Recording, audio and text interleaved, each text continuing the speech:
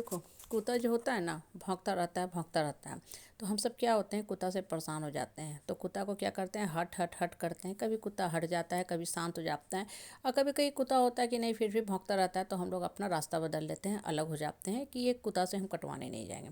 Suppose करो कि किसी दिन ऐसा हुआ कि कुत्ता जो है ना गाना शुरू कर दे, बिल्कुल ही कोयल की तरह मीठा मीठा गाना शुरू कर दे। उस दिन देखना, जिस समाज परिवार सोसाइटी में जहाँ आप रहते हो ना, उस कुत्ता को लोग शक की निगाह से देखने लगेंगे। क्या शक की निगाह से देखने लगेंगे?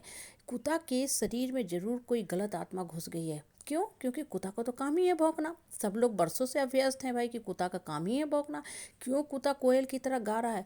लोग डर जाएंगे, सहम जाएंगे और साइड से सटक लेंगे। अब देखो, कुत्ता का भौंकने से लोग नहीं डर रहे हैं, डिस्टर्बेंस होता है, परेशानी होता है, ठीक है, एक नॉइज़ क्रिएट होता है।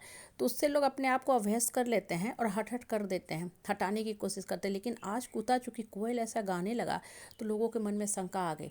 ठीक है, अब देखो, ये जो छोटी सी बात है ना, गौर करो, हमें जीवन की बहुत बड़ी शिक्षा देता है। क्या शिक्षा देता है? कि जिस समाज परिवार परिवेश में आप रहते हो ना, वहाँ कुछ लोग जो है ना भौंकने के लिए आए हैं।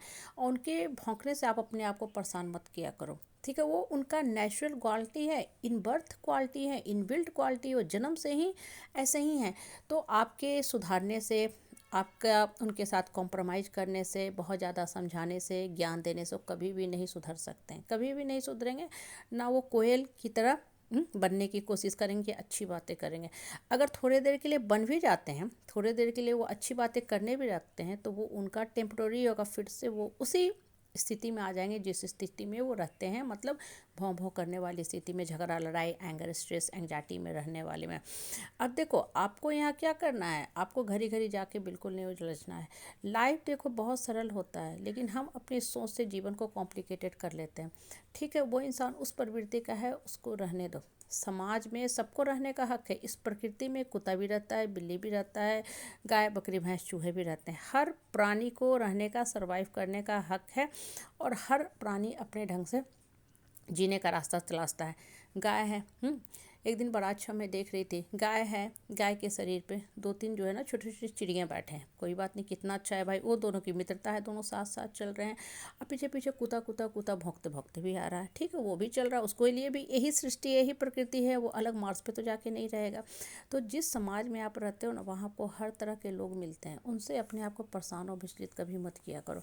क्यों? क्योंकि अगर वो भौंक रहे हैं, नोच रहे हैं, तो सबसे ज़्यादा वो ही परेशान है।